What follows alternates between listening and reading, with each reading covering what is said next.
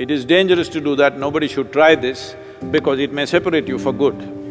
I have consumed the venom in so many different occasions, sometimes publicly, many times privately.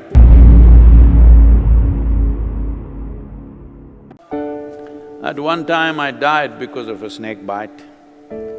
At another time, I have come alive because of snake bite. Well, after making a wreck of my body after the Dhyanalinga consecration, today I am, if you had seen me 15 years ago, today I look much younger, better, healthier, everything, not because of the lockdown, even before that I'm saying.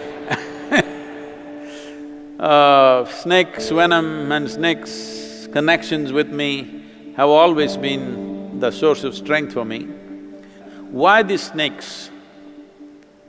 See, among various creatures which exist on this planet, different animals have different kinds of capabilities, they've evolved in different ways. Snake has evolved in a certain way that one thing is, it has no ears, probably a whole lot of people don't know this. A snake is tone deaf, it has no sense of sound.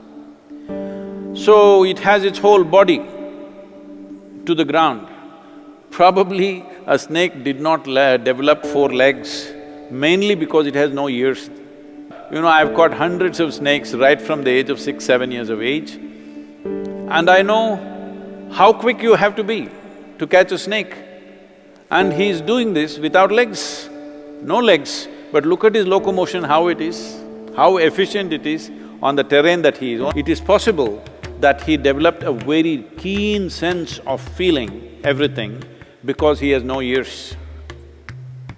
I have met some people who have been born deaf and because of that they couldn't speak also, but they have a very keen sense of everything simply because they cannot hear anything, they're super alert.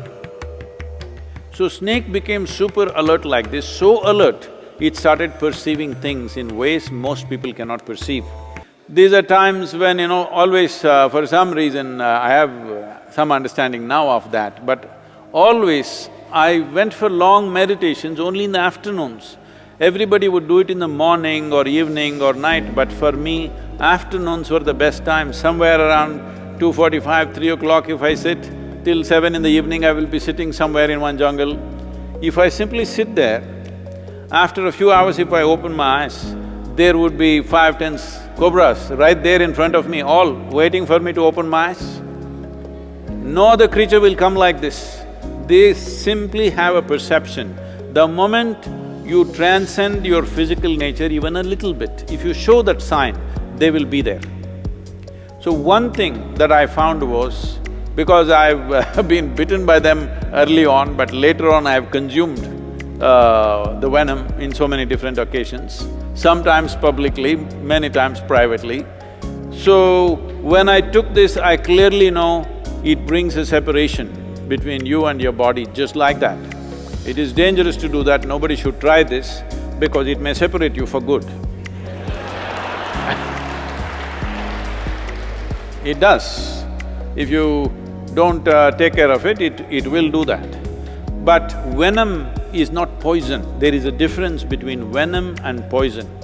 Today, modern medicine much research is happening how snake's venom, scorpion venom, spider venom, all these things, if properly used, they could be the future answer for all neurological ailments that human beings are going through. Much research is happening in this direction.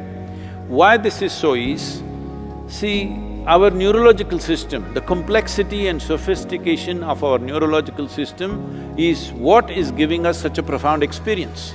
You're writing poetry only because of the complexity of your neurological system. If you had the neurological system of an earthworm or a grasshopper, no poetry will come out. Only eating, reproduction, this is what will happen.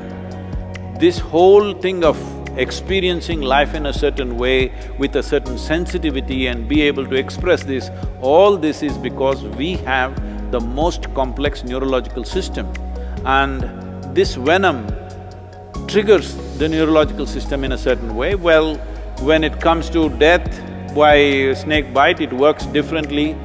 Some venoms work on neurological system, some on pulmonary system, that's a different matter. But still, venom has a significant impact on one's perception if you know how to make use of it. So in this context, by possessing that venom, snake has become competent to perceive things in a certain way, if you know how to handle them. See, this is one thing, if you have… because they are always going by your chemistry, you can go in the jungle and just pick up a venomous snake just like that, not by holding by his head and all, just like that. If you just take him, he will simply come. You show a little bit of anxiety, he will immediately go for you. When I walked around in the jungles all by myself, people used to always wonder how I survive, where is the food? Largely I survived on honey. All I did was, I took my motorcycle petrol tube, which was just 15 to 18 inches long, and huge hives will be there in the Western Ghats, and they will always build in such a way on that kind of a branch where a bear cannot come. So I crawl up slowly and I stick the petrol tube and drink. These are big black beasts. If 8–10 of them bite you in your face, the swelling that it causes, you will not be able to breathe and you will die.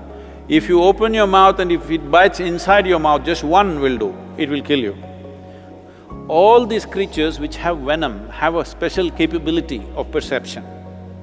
So snakes became very significant for me.